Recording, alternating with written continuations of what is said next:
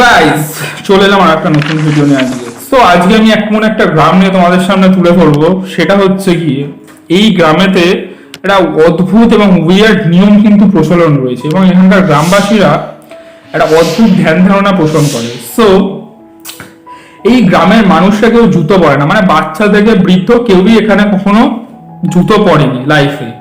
So জুতো পরলে যে কিরম দেখতে হয় সেটাও তারা জানে না, মানে মাইলের পর মাইল যাতায়াত করে কিন্তু এই খালি পায়ে তারা যাতায়াত করে। সো গ্রামের যে প্রতিষ্ঠিত দেবতা ভেঙ্কটেশ্বর স্বামী, দেবতাকে সম্মান জানিয়ে নাকি এখানকার গ্রামবাসীরা জুতো পায়ে দেয় না, এমনকি বাইরে কেউ জুতো পরে এই গ্রামে প্রবেশও করতে পারে না। তো যদি এই গ্রামেতে তোমাদের প্রবেশ করতে হয় তাহলে কিন্তু তোমাদের জুতো খুলে প্রবেশ করতে হবে। তবে এই গ্রামের বাইরে মানুষকে বিশেষ ভিতরে ঢুকতে দেওয়া হয় না।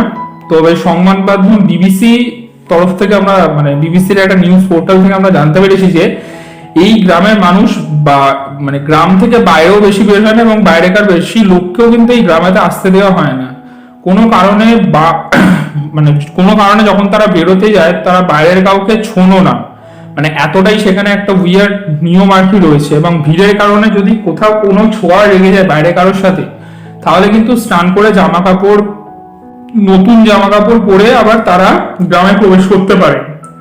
এমনকি গ্রামের বাইরে কেউ এলেও তাকে কিন্তু সেই স্নান করেই আবার গ্রামের ভেতর ঢুকতে হয়। সো অন্ধ্রপ্রদেশে এই গ্রামটির নাম হচ্ছে ভীমানা ইন্দুলু। সো তিরুপতি শহর থেকে 50 কিলোমিটার দূরে অবস্থিত হচ্ছে এই গ্রাম, এবং এই গ্রামটা কিন্তু পুরোপুরি একটা নিজেদের জগতের মধ্যে বিরাজ করছে। গ্রামের মানুষজন এখনো বিশ্বাস করে যে তাদের পূর্বপুরুষরা যা শিখিয়ে গেছে তা কিন্তু মেনে চলা উচিত, এবং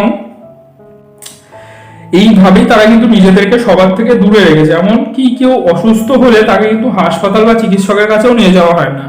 গ্রামের বেশিরভাগ মানুষই চাষাবাদের সঙ্গে জড়িয়ে আছেন, পড়াশোনা তো এখানে প্রায় নেই বললেই চলে, তবে কয়েকজন লেখাপড়া এখানে করেন এবং গ্রামের বিভিন্ন জায়গায় বিভিন্ন প্রান্তে আর কি প্রচার চালিয়ে যায়, তাদের এই নিজেদের আলাদা করে রাখার ধারণা থেকে বাইরে বার করে আনার চেষ্টা শুরু করে। বাট প্রশাসনও এটা তাদের ওই গ্রামটাকে আর কি সেই সকল ধ্যান ধারণা থেকে বাইরে বার করার চেষ্টা করছে, এবং সেখানে যারা পড়ালেখা করেছে তারাও সেখান থেকে বেরিয়ে আসার চেষ্টা করছে। বাট এখনো পর্যন্ত সেটা সম্ভব হয়নি, ইন ফিউচার হয়তো সেটা সম্ভব হবে।